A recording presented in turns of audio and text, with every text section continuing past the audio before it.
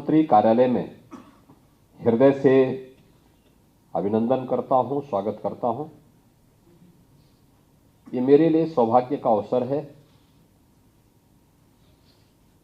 कि देश और धर्म के लिए अपना बलिदान देने वाले गुरु गोविंद सिंह जी महाराज के उन 4 साहबजादों की स्मृति का यह दिवस हम लोग मुख्यमंत्री कार्यालय में गुरुवाणी का कीर्तन करके यहाँ पर उन सभी साहबजादों की स्मृति को नमन कर रहे हैं।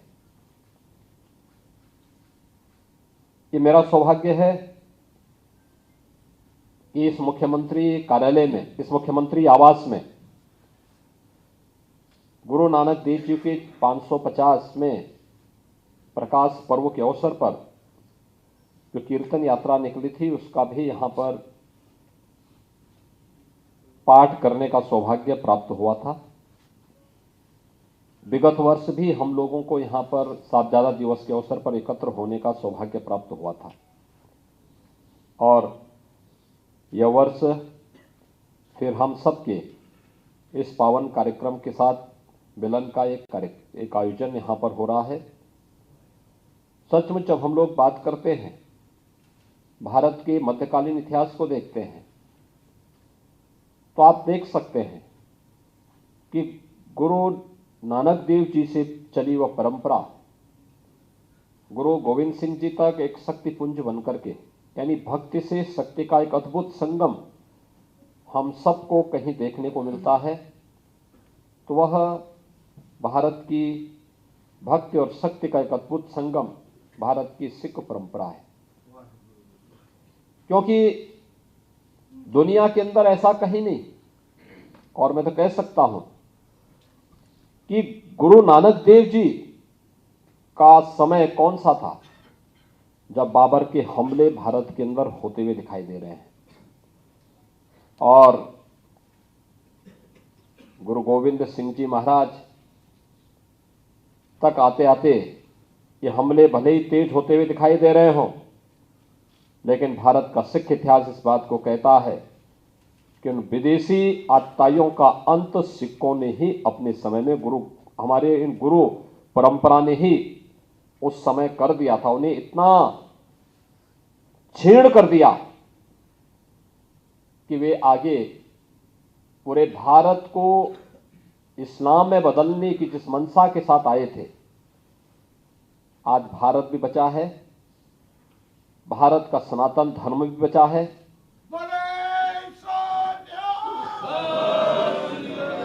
हर देश और दुनिया में सिख कौम जहां कहीं भी है अपने पुरुषार्थ के लिए जानी जाती है, लेकिन भारत को गुलाम बनाने की मंशा और भारत को इस्लाम में बदलने की मंशा के साथ जो आए थे, आज उनका नामो निशान मिट गया है।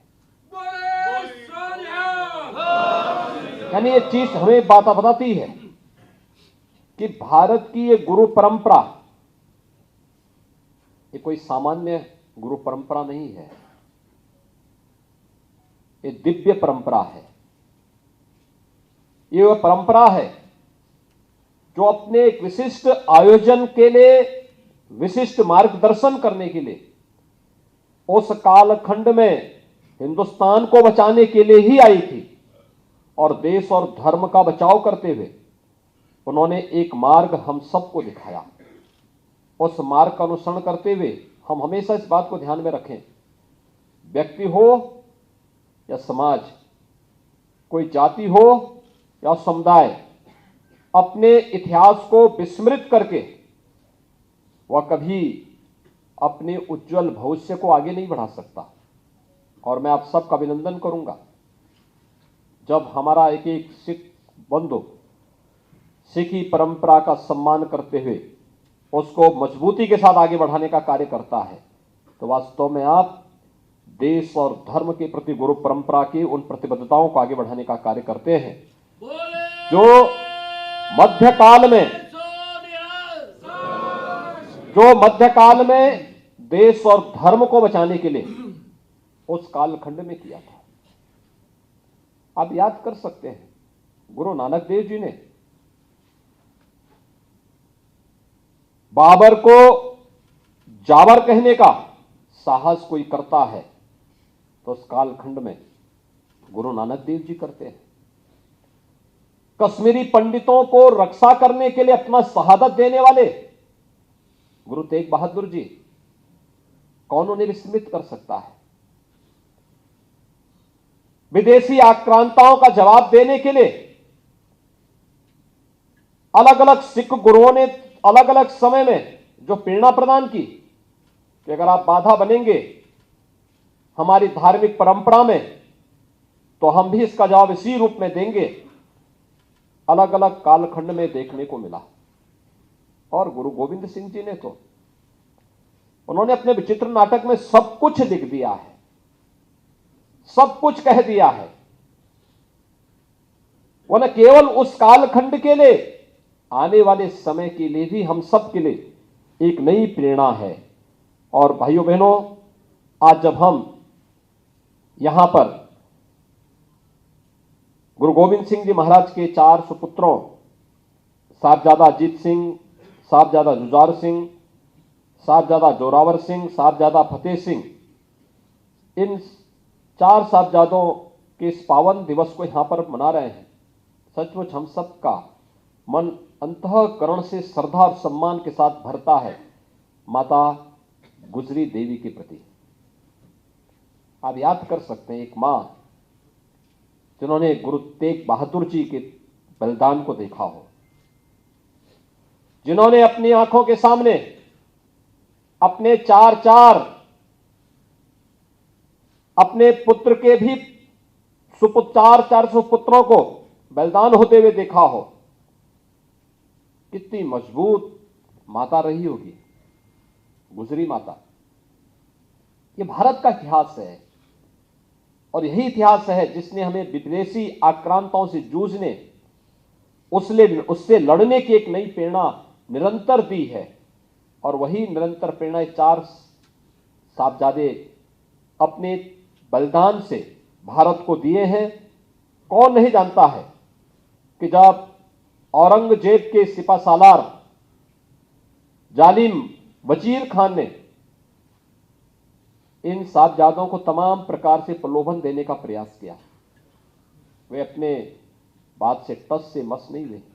देश और धर्म के प्रति किसी भी प्रकार का विचलन 4 साहबजादों को स्वीकार्य नहीं था, नहीं स्वीकार्य था। 2 युद्ध में वीर गति को प्राप्त होते हैं और 2 सरहिंद की दीवारों पर चुने जाते हैं। लेकिन गुरु गोविंद सिंह जी से जब कहा जाता है कि आपके 4 पुत्र चारों के चारों शहीद हो गए, क्या भाव था, क्या तेज था। गुरु गोविंद सिंह जी महाराज ने यही कहा था कि 4 मुझे तो क्या हुआ, जीवित कई हुआ।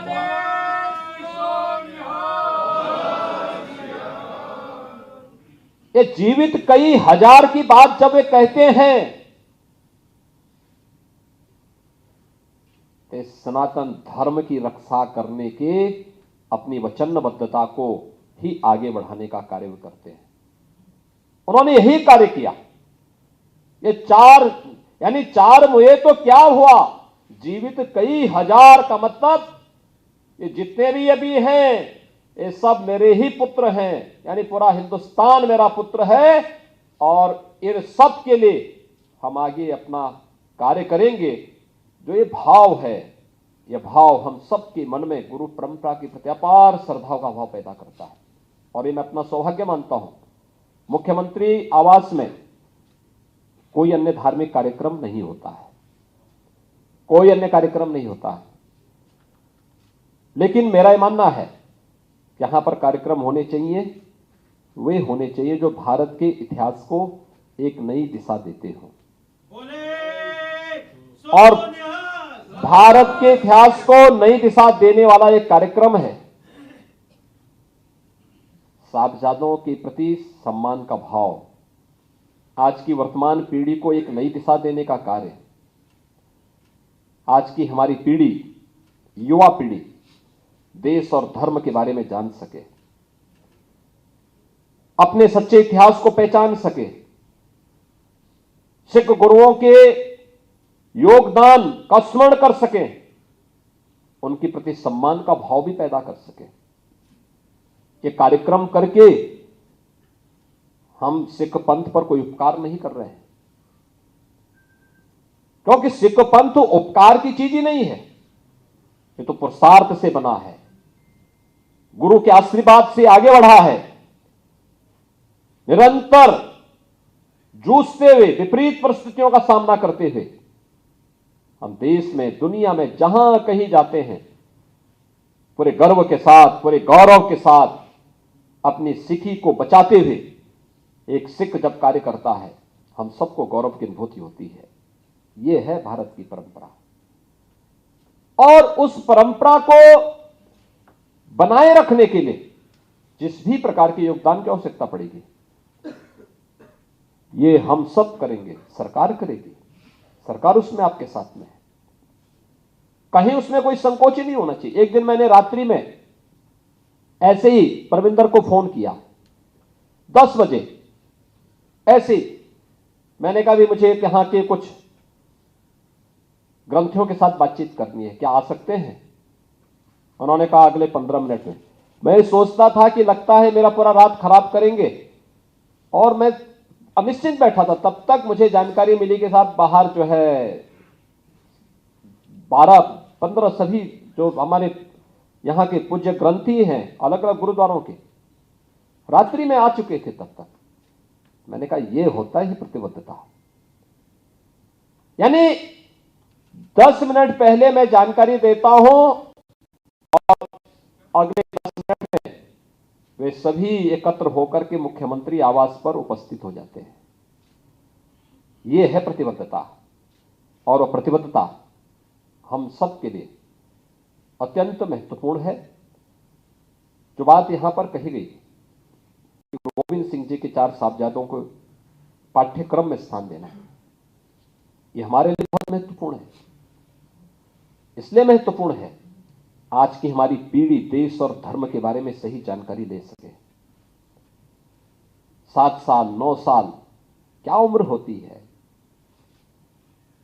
एक भी तो बालिग नहीं था आज की दृष्टि अगर आप देखेंगे, लेकिन देश और धर्म के लिए लड़ रहे हैं। न दैन्यम न पलायनम की बात उन्होंने, जो भगवान कृष्ण 5000 वर्ष पहले कहे थे, उस समय भी वह दृश्य अगर हमें देखना है, गुरु तेग बहादुर जी महाराज, गुरु गोविंद सिंह जी महाराज, गुरु गोविंद सिंह जी महाराज के 4 साहबजादों के अंदर इस बात को देखने को मिलता है। मैं भी देख रहा था, अभी हम लोग काशी में गए थे। काशी में प्रधानमंत्री जी ने काशी विश्वनाथ धाम का भव्य उद्घाटन किया। मैं काशी विश्वनाथ धाम के उद्घाटन के समय हम लोगों ने देखा वहां पर कि काशी विश्वनाथ मंदिर को स्वर्णमंडित किसने किया, तो नाम आया महाराजा रणजीत सिंह ने।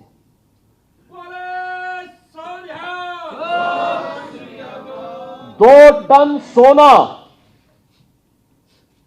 2 टन सोना लेकर के वे काशी विश्वनाथ मंदिर में आए थे और काशी विश्वनाथ मंदिर को स्वर्णमंडित किए। औरंगजेब तोड़ता है और महाराजा रणजीत सिंह मंदिर को स्वर्णमंडित करते हैं। अब ये तो दृष्टि है, हम औरंगजेब को सम्मान देंगे या महाराजा रणजीत सिंह को सम्मान देंगे? कश्मीर से कश्मीरी हिंदुओं को, कश्मीरी पंडितों को भगाने वाले कौन लोग थे? कौन नहीं जानता। और जब देश गुलाम था, विदेशी हमलों को झेल रहा था, तब कश्मीरी पंडितों की रक्षा करने वाले और उसके लिए अपना बलिदान देने वाले गुरु तेग बहादुर जी महाराज थे। और पहली बार आपने देखा होगा, एक नवजात शिशु अपने पिता को प्रेरणा दे रहा है, शहादत के लिए। किसके लिए शहादत के लिए? कश्मीरी पंडितों को बचाने के लिए। ये भारत के इतिहास में कहीं और दुनिया के इतिहास में कहीं नहीं देखने को मिलता है। एक बालक अपने पिता को कह रहा हो कि पिता, आपसे ज्यादा अच्छा बलिदान और किसका हो सकता है? अपने लिए नहीं, अपने परिवार के लिए नहीं, अपने खानदान के लिए नहीं, अपने समुदाय के लिए भी नहीं, कश्मीरी पंडितों को बचाने के लिए। दुनिया में कहां देखने को मिलता है? गुरु गोविंद सिंह जी किसके लिए लड़ रहे थे? सकल जगत में खालसा पंथ गाजे, जगे धर्म हिंदू सकल भंड भाजे का उद्घोष करने वाले गुरु गोविंद सिंह जी महाराज, कौन उनकी शहादत को विस्मृत कर सकता है? यानी ये अपूर्व योगदान, एक दिव्य शक्तियां थी, ये सामान्य शक्तियां नहीं थी, सामान्य गुरु की सामान्य परंपरा नहीं थी, ये दिव्य विभूतियां थी। हम सबको एक नया तेज देने के लिए, एक नया, यानी उस कालखंड में जब सर्वत्र अंधेरा ही अंधेरा दिखाई दे रहा था, लोगों के सामने अंधकार ही अंधकार था, जीवन की कोई आस नहीं थी, उस समय जीवन की आस लेकर के कोई आया था तो गुरु नानक देव जी से लेकर के गुरु गोविंद सिंह जी महाराज तक सिख परंपरा आई थी। और सिख परंपरा के प्रति श्रद्धा और सम्मान का भाव हर भारतीय का दायित्व बनता है। और उस सम्मान और श्रद्धा के भाव के साथ ही आज हम सब यहां पर जुड़े हुए हैं। मैं इस अवसर पर आप सबका अभिनंदन करता हूं और मुझे प्रसन्नता है कि इस वर्ष भी हम सबको यहां पर एकजुट होने का अवसर प्राप्त हुआ है। यद्यपि हम लोग चाहते थे और भव्य स्तर पर एक कार्यक्रम होने चाहिए, सामान्य कार्यक्रम नहीं होने चाहिए, बहुत भव्यता के साथ। और मैं तो कहता हूं, अलग विषय है, गुरुद्वारा हमारे लिए एक पवित्र स्थल है, गुरुद्वारों में हम लोग जाते हैं कार्यक्रमों में, लेकिन केवल गुरुद्वारों तक ही सीमित क्यों होने चाहिए गुरु परंपरा के कार्यक्रम? हर हिंदू घर में होने चाहिए, हर भारतीय के घर में होने चाहिए। भारत की एकता और अखंडता और भारत की स्वाधीनता के प्रति जो भी व्यक्ति सजग है, उसके मन में गुरु परंपरा के प्रति श्रद्धा और सम्मान का भाव इसी रूप में आगे बढ़ना चाहिए। और मैं आप सबको इस बात के लिए आश्वस्त करता हूं, प्रधानमंत्री मोदी जी हो, भारत की पूरी सरकार है, उत्तर प्रदेश की सरकार है, भाजपा शासित जितने भी सरकारें हैं, वे सभी गुरु परंपरा के प्रति वही श्रद्धा और सम्मान का भाव व्यक्त करते हुए निरंतर एक जो भी जिस भी स्तर पर उसे आगे बढ़ाने की आवश्यकता पड़ेगी, हम लोग उन कार्यक्रमों को आगे बढ़ाएंगे। और मैंने तो पहले भी कहा था, प्रस्ताव बना करते गुरुद्वारों के बारे में, ऐतिहासिक पृष्ठभूमि से जुड़े हुए गुरुद्वारों के बारे में क्या कुछ किया जाना चाहिए। मैं जाता हूं याहागंज गुरुद्वारे में, कितना वहां पे संकरा है, कितनी भीड़ होती है, लेकिन वहां पर कार्यक्रम करने के लिए अवसर नहीं मिल पाता। उसके विस्तारीकरण पर हमें विचार करने की आवश्यकता है, कैसे हो सकता है, उसकी प्लानिंग होनी चाहिए। ऐसे ही अन्य स्थलों पर भी ऐतिहासिक, जहां गुरु तेग बहादुर जी महाराज आए थे, गुरु गोविंद सिंह जी महाराज बचपन में वहां आए थे, इतनी ऐतिहासिक परंपरा से जुड़े हुए स्थल और एक तंग गली में सीमित रह जाएं, एक विस्तृत कार्य योजना का एक प्लान उसका तैयार होना चाहिए। हम लोग इसमें और भी सहयोग, भरपूर सहयोग करेंगे, सरकार इसमें पूरा सहयोग करेगी।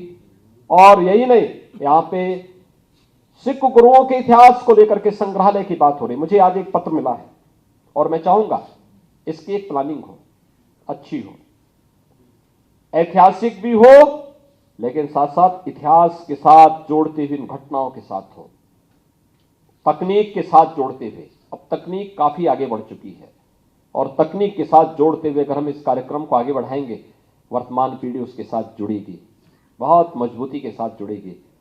राज्य सरकार का इस संबंध में आपको भरपूर सहयोग मिलेगा। मैं एक बार फिर से सिख गुरुओं के प्रति, चार साहबजादों को के इस बलिदान के प्रति कोटि कोटि नमन करते हुए आप सबको साहबजादा दिवस की यहां पर आज के इस अवसर पर आप यहां पर आए हैं, आपका मैं अभिनंदन करता हूं, स्वागत करता हूं, विश्वास करता हूं कि हम लोग इस परंपरा को निरंतरता बनाए रखते हुए भव्यता के साथ आगे बढ़ा करके वर्तमान पीढ़ी को इस बलिदान के प्रति निरंतर प्रेरित और प्रेरणा करने के लिए आगे बढ़ते रहेंगे। आप सभी के प्रति मेरी मंगलमय शुभकामनाएं। धन्यवाद। जय हिंद।